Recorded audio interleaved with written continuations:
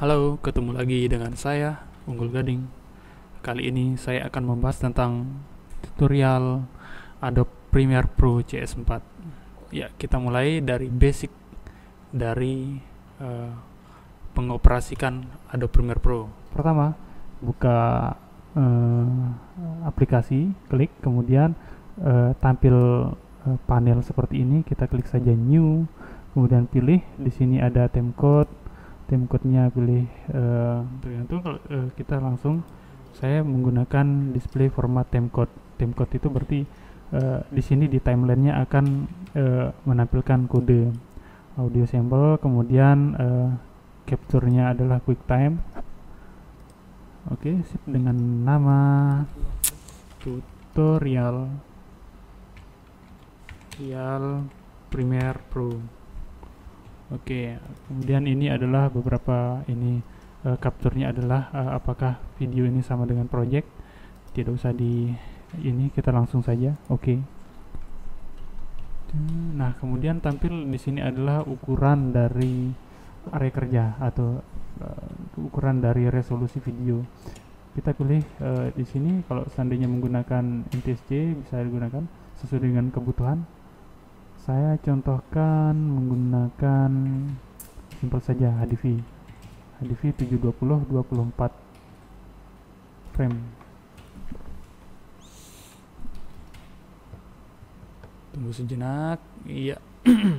Sehingga tampil di sini adalah sequence, panel dari sequence dari kemudian di sini adalah efek, kemudian ini adalah timeline, di sini adalah source video, dan di sini adalah sequence dari tampilan displaynya. Oke, langsung di sini kita beri nama contohnya tutorial Premiere Pro. Oke, untuk memasukkan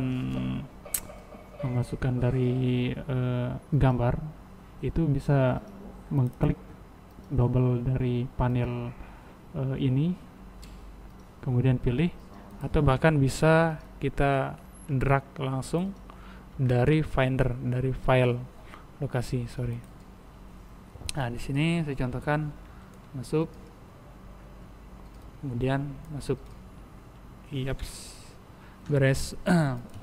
Nah, ketika kita mengedit itu, seandainya kalau ada beberapa gambar yang kita potong kemudian kita masukkan ke timeline, bisa kita masukkan dulu ke source video.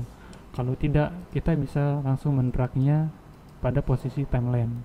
Nah, untuk zoom out, zoom in bisa menggunakan tool di bawah ini, atau bahkan kita bisa menggunakan shortcut plus atau min. Shortcut plus min. Sip, beres. Oke, seandainya kita menggunakan dari source video, klik double. Seandainya di sini ada gambar. Oke, beres.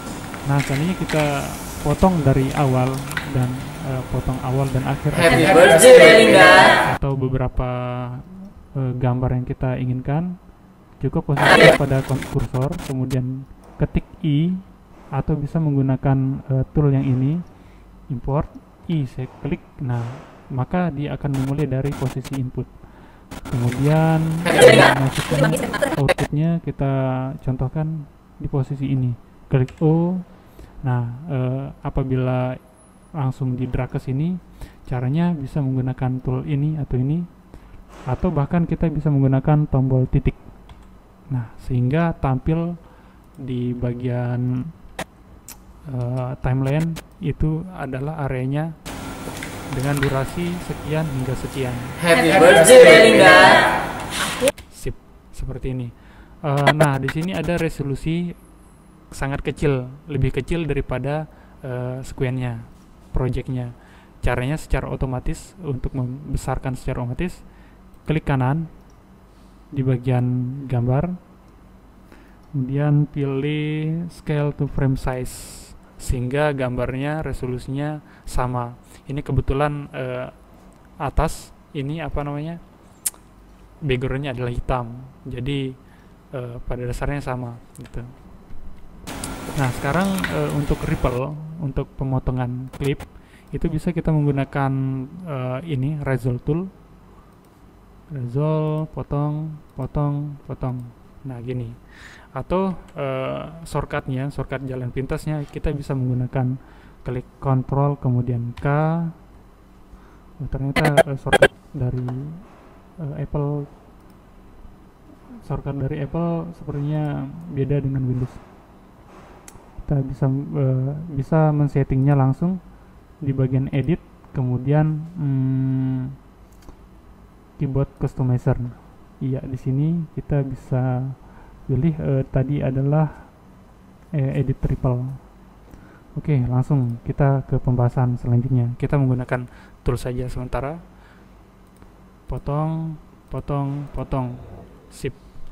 Kita klik V untuk ke select tool. Kemudian berikutnya untuk pengaturan speed and duration, kita bisa menggunakan klik kanan, kemudian pilih speed and duration. Nah, di sini apabila durasi yang kita letakkan itu semakin besar, maka kecepatan dari video itu maka semakin lamban. Saya contohkan adalah 25. Nah, di sini ada beberapa radio button. Ini adalah reverse speed. Ini berfungsi untuk mengembalikan istilahnya bergerak mundur. Kemudian maintain audio pitch, itu adalah kita merubah kecepatan tanpa merubah dari source video. Kita coba satu persatu. Kita mulai dari speed tanpa menekan radio button. Sip, sehingga kecepatannya terlihat, sehingga gerakannya sangat lamban dan audionya terlihat seram. Oke, kita kembali. Kita coba speed and duration. Kita gunakan 125. Kemudian pilih maintain audio pitch. Nah, sehingga gambarnya semakin setengah gitu, semakin sedikit. Kita lihat, sekarang kita play. Ternyata gerakannya sangat cepat. Oke, kita kembali Z. Nah, sekarang bagaimana kita menggunakan, sebelumnya ini saya delete atau kembali, ini saya pisahkan. Kemudian ini saya copy dengan menekan Ctrl C. Kemudian saya geser pada pojok sini, kemudian paste. Kemudian C, kemudian paste. Nah, di sini saya menggunakan time, speed and duration, kemudian pilih reverse speed. Oke, reverse speed. Ini saya tarik, ini saya copy lagi, copy, paste. Nah, di sini agar tidak terlihat black ketika kita memindahkan kursor, kita bisa menggunakan ripple delete sehingga langsung menjadi satu. Kita coba play. Untuk dukungan aku pindah ke sini, sehingga dia mundur gerakannya. Aku beli 2 album ini sebagai bentuk dukungan aku pindah ke sini, lalu dia lupa. Aku beli 2 album ini sebagai bentuk dukunganku. Nah, sekarang kita pembahasan berikutnya, kita menggunakan efek coloring. Itu bisa kita ambil dari beberapa video efek di sini. Kita contohkan di color correction, kemudian pilih yang simpel saja, kita gunakan curve efek. Kita bisa drag ke atas, shift. Nah, beres. Oke, sekarang kita bisa ngaturnya. Ini sedikit ke biru, Z, kita kontrol, kembaliin. Ya, terlihat sangat gelap. Kemudian ini kemudian di bagian merah saya naikkan sedikit.